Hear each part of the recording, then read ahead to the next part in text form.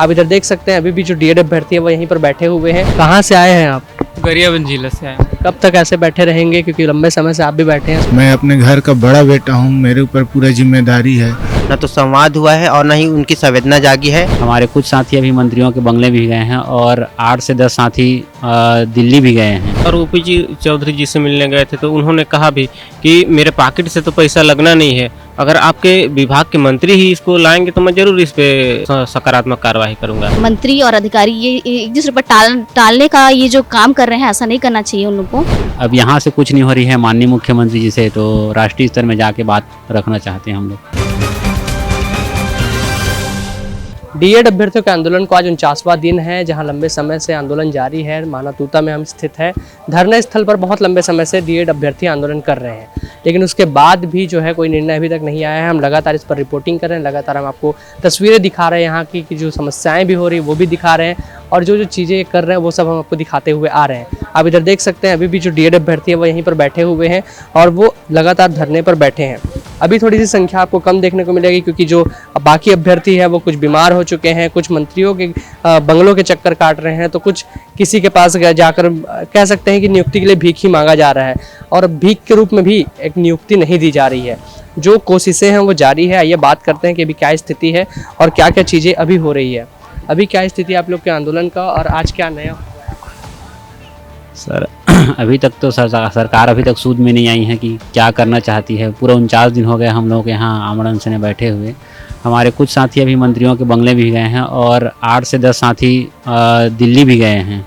आज ही वहाँ ट्रेन से जा रहे हैं, हम लोग रवाना हुए हैं। अब वहाँ राष्ट्रीय लेवल में बात करने के लिए एसटी आयोग और वहाँ कुछ राष्ट्रपति से भी मिलेंगे उन लोग।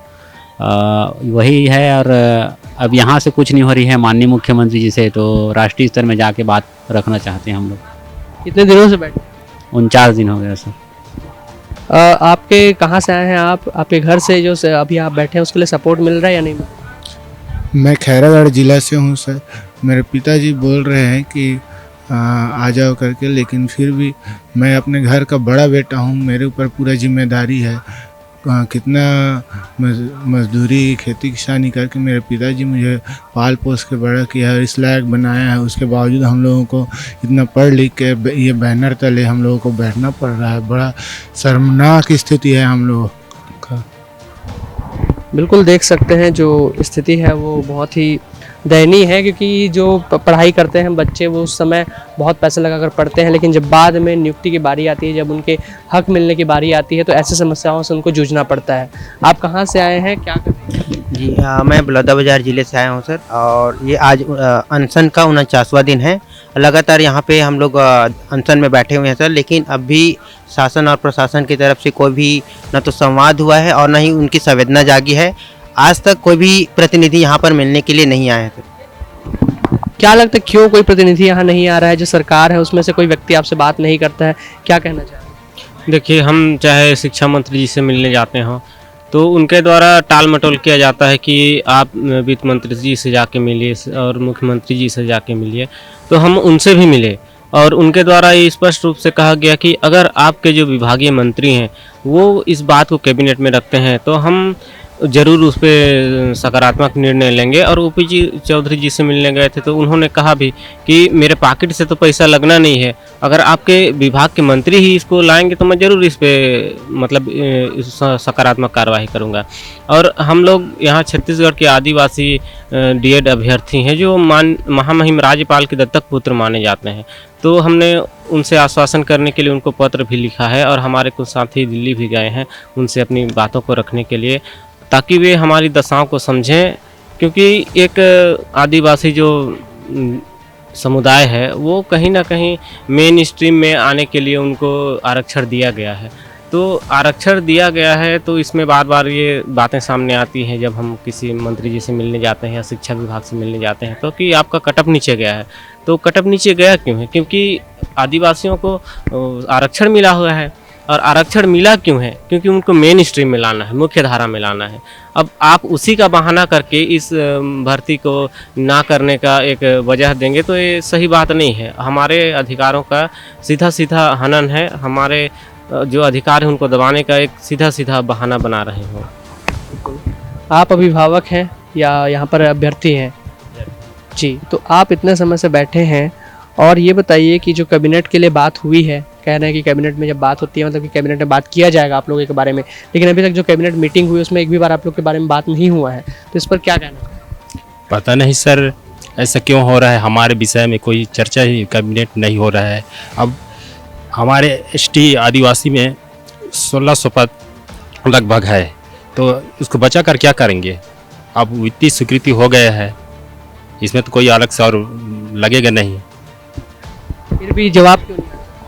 वही तो पता नहीं सर। कब तक उम्मीद बनाए रखें? अब बैठे रहेंगे सर जब तक ये हमारी नियुक्ति नहीं हो जाएगी अनशन में। कहाँ से आए हैं आप? गरियाबंद जिला से आया हूँ। कब तक ऐसे बैठे रहेंगे, क्योंकि लंबे समय से आप भी बैठे हैं, शुरू से आप लोग बैठे हैं, और उस बीच में आपके घर परिवार से क्या बातें हो रही है आपकी? सर घर से तो बातें होती हैं, लेकिन अपना अधिकार तो छोड़ नहीं सकते। जब तक नियुक्ति नहीं मिलेगा तब तक बैठे रहेंगे, अधिकार लेना है सर अपना। हाँ, कुछ बहनें भी हैं यहाँ पर, उनसे भी बात करते हैं और जानते हैं कि उनको किस स्थिति से गुजरना पड़ रहा है। यहाँ पर आप इतने दिन से बैठे हैं, लगातार जो आपकी तबीयत भी ख़राब होती जा रही है, बहुत सारे लोगों की हो चुकी है, तो इस बीच में आपको एक लड़की होते हुए, एक अभ्यर्थी होते हुए कितनी समस्याओं का सामना? बहुत सी समस्याओं का सामना करना पड़ रहा है सर जी। यहाँ एक तो शौचालय भी है तो वहाँ पानी नहीं आता है, बहुत दिक्कत हो रहा है, मतलब इन्फेक्शन हो जा रहा है हम लोग को, निमोनिया टाइफाइड हो रहा है, मेरे को खुद टाइफाइड हो चुका है और 5-6 बार हॉस्पिटल से भी आ चुकी हूँ। और मतलब घर वाले बुला रहे हैं कि इतना तबीयत बिगड़ रहा है तो आ जाओ करके, लेकिन हम लोग नहीं जाएंगे जब तक हम लोग को नियुक्ति नहीं मिलेगी। और सरकार से निवेदन करना चाहते हैं कि वो जल्दी से जल्दी नियुक्ति दे। ये विभाग और अधिकारी ये बीच मतलब मंत्री और अधिकारी ये एक दूसरे पर टालने का ये जो काम कर रहे हैं, ऐसा नहीं करना चाहिए उन लोगों को। मतलब 2300 परिवार की ज़िंदगी का बात है ये, तो ये ऐसे लंबा खींच के, मतलब 49 दिन हो गया हम लोग को यहाँ बैठे हुए, तो लंबा खींच के हम लोग का पूरा तबीयत बिगड़ रहा है। और डॉक्टर भी सलाह दे रहे हैं कि इतना लंबा आप लोग अनशन कर रहे हैं, आप लोग को बहुत आगे जाके प्रॉब्लम हो सकता है करके, तो आप लोग ऐसा मत करिए बोलते हैं। लेकिन हम लोग मजबूरन हम लोग को ये करना पड़ रहा है, ये सरकार को देखना चाहिए और जल्दी से जल्दी नियुक्ति देना चाहिए हम लोग के लिए। कितने बार लगभग आप लोगों ने मंत्रियों से बात की है और क्या आश्वासन हुआ? मंत्रियों से तो लगातार मतलब मिलना हो रहा है, उनसे मिल रहे हैं, लेकिन मंत्री लोगों का जवाब बस यही आ रहा है कि आप लोग का काम हो रहा है। और 21 तारीख को होने वाला भी था, लेकिन बाद में मतलब जनसंपर्क विभाग में कुछ दूसरा ही मतलब जारी कर दिए थे कि इन लोग का पद समाप्त कर रहे हैं करके, तो ये मतलब हम लोग का मनमाना स्थिति पूरा तोड़ रहे हैं, तो ये गलत है, हम लोग के साथ में गलत हो रहा है। इसी वजह से जो घेराव जो हुआ था उसी वजह से हुआ था। जैसे कई लोग दोष देते हैं कि आप लोग क्यों ऐसा घेराव किए थे करके, तो ऐसा कुछ नहीं है, वो जनसंपर्क विभाग में मतलब वो ऐसा लिख दिए थे, इस वजह से हम लोग को घेराव करना पड़ गया था। तो आप देख सकते हैं जो स्थिति है वो लगातार बनी हुई है और इसी बीच जो समस्याएं हैं वो भी सामना उनका करना पड़ रहा है। मंत्रियों से बात होती है, आश्वासन मिलता है, उसके बाद कहा जाता है कि हम आपकी बातें रखेंगे सामने, लेकिन कोई भी मंत्री, कोई भी प्रतिनिधि इनकी बातें नहीं रखता और ये लगातार यहीं पर बैठने को मजबूर हो चुके हैं। हम यहाँ पर बने हुए हैं, आप भी यहाँ पर हमारे साथ बने रहिएगा।